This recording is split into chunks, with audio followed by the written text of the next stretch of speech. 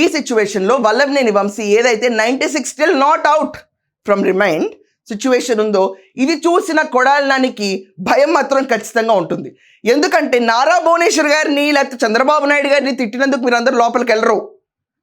రాష్ట్రంలో ప్రజల్ని మోసం చేసి కొడాలి వెంకటేశ్వరరావు లాంటి బతుకున్నాళ్ళకి డెత్ సర్టిఫికెట్ ఇచ్చి సమాధి చేస్తాను మీ జీవితాన్ని అని చెప్పిన కొడాలి వెంకటేశ్వరరావు లాంటి ఈ ఉపాధి హామీ పథకాల కింద, ఇసుక మాఫియాల కింద, దాని తర్వాత వగేరా వగేరా ఇంకా ఉండుంటాయి కదండి. యాక్టివ్గా ఆయన గురించి తవ్వితే చాలా సిట్టేస్తే చాలా బయటపడతాయి, తప్పేం లేదు దాంట్లో. ఇది ప్రజాస్వామ్యం. దీంట్లో ప్రజల డబ్బుని ఇంత దుర్వినియోగం చేసి ఇష్టం వచ్చినట్టు వాడుకుంటే కనుక అడిగే ప్రశ్నించే నోళ్ళు ప్రజలవే ఉంటాయి, అంతే తప్ప ఇంకెవరి ఉండవు. ప్రజలు అడుగుతారు, ప్రజలు క్రిటిసైజ్ చేస్తారు. ప్రజలు ఇంత మోసపోయామని తెలుసుకున్న తర్వాత మరొక అవకాశం అనేది చచ్చినా ఇవ్వరు. అదేంటో చాలా విచిత్రంగా అంబటి గారు చెప్తారు, కొడాలి వెంకటేశ్వరరావు మళ్ళీ వచ్చేసి ఫేస్ చేసేస్తాడు, వల్లభనేని వంశీ మళ్ళీ వచ్చి ఫేస్ చేసేస్తాడు. ఎవరిని ఫేస్ చేస్తారు? ఎవరిని ఫేస్ చేస్తారు?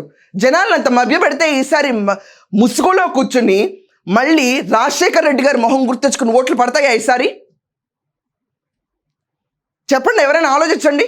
ఆ డిఫాక్టో ఫేమ్ ఏదైతే ఉందో రాజశేఖర్ రెడ్డి గారిది ఈసారి మళ్ళీ ఎన్కాష్ చేసుకోగలుగుతారా? లాస్ట్ టైం విజయమ్మ గారు కూడా ఎలక్షన్లో తిరిగారు కాబట్టి సింపతి ఫ్యాక్టర్ చాలా యాడ్ అయింది.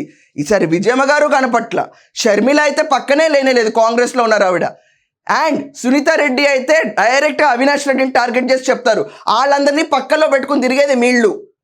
గుడివాడలో ఇప్పుడు ఇంటెలిజెన్స్ వెళ్ళిన వాళ్ళందరూ ఇన్కమ్ ట్యాక్స్ కట్టాల్సిన పరిస్థితి వచ్చినప్పుడు వాళ్ళు డెత్ సర్టిఫికేట్ వస్తే వాళ్ళందరూ 10 నోళ్ళ 100 మందికి చెప్తారు.